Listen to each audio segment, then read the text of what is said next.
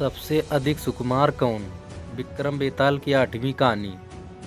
बहुत समय पहले की बात है। अंग देश में ब्राह्मणों का एक गांव था जिसका नाम वट वृक्ष था।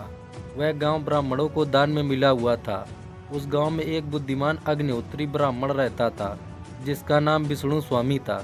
उसके 3 पुत्र थे। तीनों योग्य, बुद्धिमान और दक्ष थे। एक बार ब्राह्मण ने यज्ञ का आयोजन किया जिसके लिए उसे एक कछुए की आवश्यकता थी। उसने अपने तीनों पुत्रों को बुलाया और कहा, पुत्रों, इस यज्ञ के निमित्त मुझे एक कछुए की आवश्यकता है। शीघ्र जाओ और एक कछुआ लेकर आओ। पिता की आज्ञा पाकर तीनों भाई चल पड़े। एक लंबी यात्रा कर वे तीनों समुद्र तट पर पहुंचे। वहां उन्हें एक कछुआ दिखाई दिया। कछुए को देखकर बड़ा भाई नाक भौं सिकोड़ता हुआ बोला, बंधुओं, तुम दोनों में से कोई इस कछुए को उठाकर पिताजी तक पहुंचा दो। मैं इसे नहीं उठा सकता। इसकी ये दुर्गंध मैं सही नहीं कर सकता। मुझे इससे घृणा हो रही है। इस पर दोनों छोटे भाई बोले, भ्राता, यदि आपको इस कछुए से घृणा हो रही है तो हमें भी हो रही है। हम भी इसे नहीं उठा सकते। यदि तुम लोगों ने इसे नहीं उठाया और पिताश्री तक नहीं पहुंचाया तो उनका यज्ञ अपूर्ण रह जाएगा। ऐसे में जो पाप लगेगा उसके तुम दोनों भागी बनोगे। इसलिए शीघ्र इस कछुए को उठाओ और पिताश्री के पास ले जाओ। भ्राता, पाप के भागी मात्र हम दोनों नहीं बनेंगे, आप भी बनेंगे। दोनों छोटे भाइयों ने कहा। बड़े भाई बोला, मैं एक दक्ष पुरुष हूँ, मुझे दुर्गंध से घृणा है। मैं इस दुर्गंध युक्त कछुए को कदापि नहीं उठा सकता। इस पर मंझला भाई बोला, तो मैं भी कोई कम दक्ष नहीं, इसलिए मैं भी इसे नहीं उठा सकता। यह कहकर वे दोनों सबसे छोटे भाई को देखने लगे। छोटे भाई ने कहा, आप लोग मुझे कुछ कम दक्ष ना समझे। मैं भी एक दक्ष ब्राह्मण पुत्र हूँ और इस कछुए को नहीं छू सकता। तीनों भाइयों में विवाद होने लगा। बहुत देर हो गई किंतु कोई समाधान न निकला। अंततः तीनों राज्य के राजा के पास पहुँचे और अपनी समस्याएं बताई। समस्या सुनकर राजा बहुत चकित हुआ। फिर बोला, आर मैं आप तीनों की परीक्षा लूँगा और तय करूंगा कि आप तीनों में से सबसे दक्ष कौन है। तीनों भाई वहीं ठहर गए। उनके लिए राज रसोइया द्वारा भोजन परोसा गया। गर्मा गर्म स्वादिष्ट भोजन देखकर दोनों छोटे भाई भोजन पर टूट पड़े। किंतु सबसे बड़ा भाई जो भोजन दक्ष था उसने भोजन को हाथ नहीं लगाया। यह देख राजा ने पूछा, आर, आप भोजन क्यों नहीं कर रहे? क्या भोजन में कोई दोष है? इस भोजन को मैं नहीं खा सकता। इन चावलों में मुर्दे के धुएं की गंध है। इसे मेरे सामने से हटा दो। चकित राजा के तत्काल रसोइयों को बुलाया और भोजन को हटवा दिया। इस संबंध में जानकारी जुटाने पर ज्ञात हुआ कि जिस खेत के ये चावल है उसके पास ही शमशान घाट है। वहाँ जलाए जाने वाले मुर्दे की गंध भोजन दक्ष ब्राह्मण को चावल में महसूस हुई थी।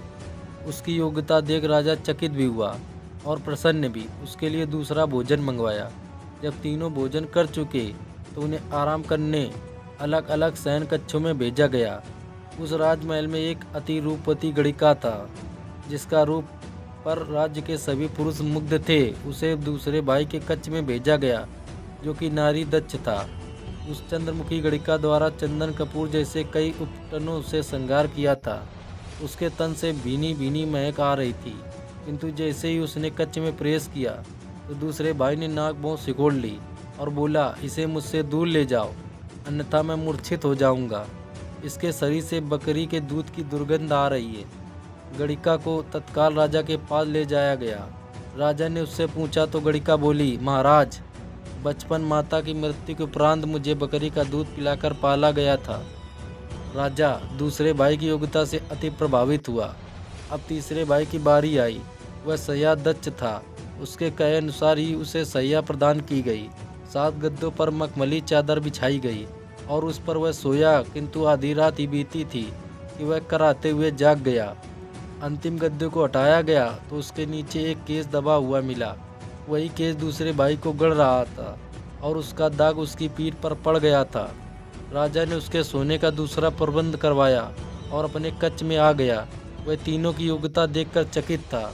रात भर वह उन तीनों की योग्यताओं के बारे में सोचता रहा।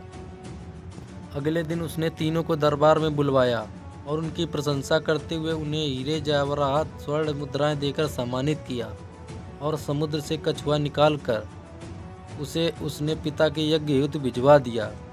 इतनी कहानी सुनकर बेताल ने विक्रम से पूछा, बता राजन, उन तीनों में से सबसे योग्य और दक्ष कौन था? यदि उत्तर जानते हुए भी तूने नहीं बताया तो तेरे सिर के टुकड़े टुकड़े हो जाएंगे।